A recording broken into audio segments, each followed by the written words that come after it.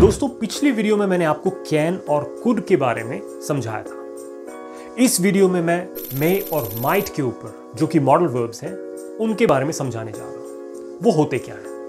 देखिए, दोनों का मतलब लगभग सेम ही है, शायद। अब आप हिंदी में कुछ सेंटेंसेस बोलते हैं, जैसे शायद मैं आज कोई फिल्म देखूं, शायद मैं कल की छुट्टी ले लूं, शायद उसने मेरे लिए काम किया होगा। तो जो ऐसे हिंदी के सेंटेंसेस होते हैं उनको जब आप इंग्लिश में ट्रांसलेट करते हैं तो मे और माइट का यूज करते हैं। शायद का मतलब परहैप्स भी होता है, लेकिन इस वीडियो में हम मे और माइट को ही लेते हैं। अब देखिए, मे और माइट को यूज करने को लेकर कुछ कंफ्यूजन भी होती है कि कहां पर इन्हें यूज करना चाहिए। बहुत से सेंटेंसेस ऐसे हैं जहां पर आप मे का भी यूज कर सकते हैं और माइट का भी यूज कर सकते हैं।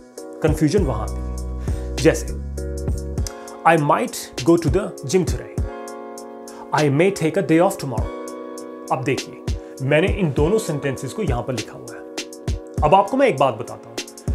पहले सेंटेंस में अगर मैं मे की जगह माइट का यूज कर दूं, वो भी सही होगा।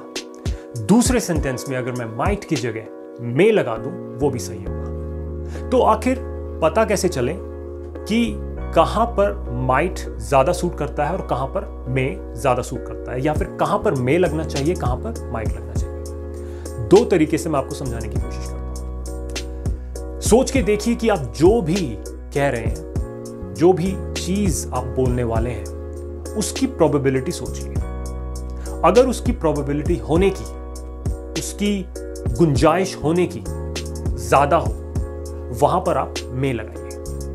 और अगर किसी चीज की प्रोबेबिलिटी बहुत कम हो, बहुत थोड़ी हो, वहां पर आप माइट लगाइए। जैसे मैं आपको एग्जांपल देता हूं। If I win the lottery, I might buy you a big boat.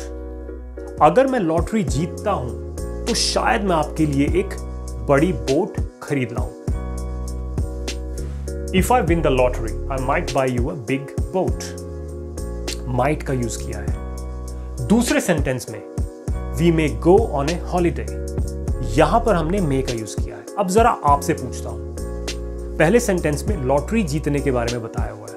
अब आप ये बताइए कि लॉटरी जीतने की प्रोबेबिलिटी, चांसेस कितने होते हैं? बहुत थोड़े, इसीलिए वहां पर माइट लगा दिया। दूसरे सेंटेंस में छुट्टियों को लेकर बात की गई है। छुट्टियों पे लोग जाते रहते हैं, प्रोबेबिलिटी होने की ज्यादा है, मे लगा दिया।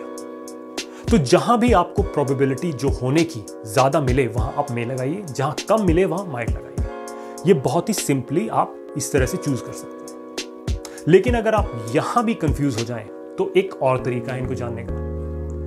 वो है कि जो माइट है वो मे का पास्ट टेंस होता है। तो अगर कोई भी सिचुएशन जो आप बोलने वाले हैं, जो सेंटेंस आप बोलने वाले हैं, अगर वो हो चुका है, पास्ट है, वहां पर आप माइट का यूज कीजिए।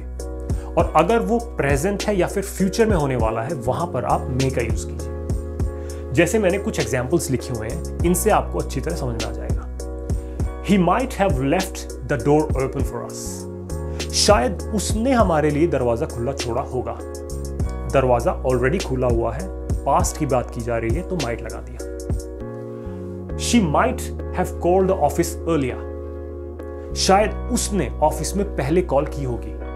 कॉल की होगी, पास्ट है, माइट लगा दिया। He asked if he might borrow the pen. उसने पूछा कि क्या वो पेन बोरो कर सकता है, पूछा था, he asked, तभी वहां पे माइट लगा दिया। I may go to the movies tonight. Movies tonight, आज शाम को, आज रात को, फ्यूचर में होने जा रही है ये चीज, तो मे लगा दिया। I may have an ice cream after lunch.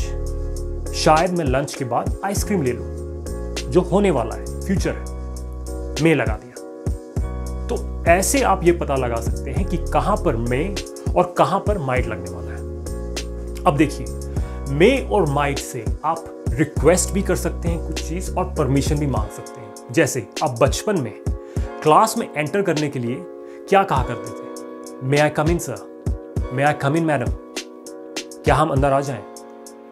Permission आप मांग रहे थे, आपने मे लगा दिया। पोलाइट परमिशन इस तरह से मांगते हैं, जस्ट या तो मे से या कुड से। मे और माइट की बात हो रही है। एग्जाम्पल देखते हैं।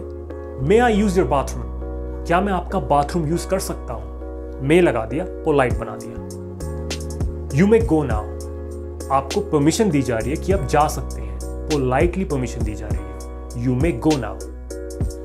Students may not wear jeans, अगर आप प्रिंसिपल हैं या टीचर हैं जो अपने स्टूडेंट्स को ये कहना चाहते हैं कि जीन्स अब से ना पहने, अलाउड नहीं है, तो आप पोलाइटली इस तरह से कह सकते हैं, instead of saying students are not suppose to wear jeans anymore, कि अब स्टूडेंट्स जीन्स अब से ज्यादा नहीं पहन सकते, वो थोड़ा सा स्ट्रेट फॉरवर्ड चीज है, ये पोलाइटली कही हुई आपने। Might I ask you for a favour, यहां पर आप मे भी लगा सकते थे, may I ask you for a favour, दोनों सही हैं, लेकिन 90% लोग जो वर्ल्ड वाइड हैं वो मे का यूज करते हैं परमिशन लेने में। May I ask you for a favour, might I ask you for a favour correct है, ये ठीक है, लेकिन बहुत कम लोग यूज करते हैं। मे आई बोरो यू अ पेन, क्या मैं आपका पेन मांग सकता हूं, क्या मैं आपका पेन ले सकता हूं। मे से शुरुआत की, मे से आपने एक परमिशन मांगी, तो आपको पता चला कि मे और माइट का किस तरह से यूज होता है।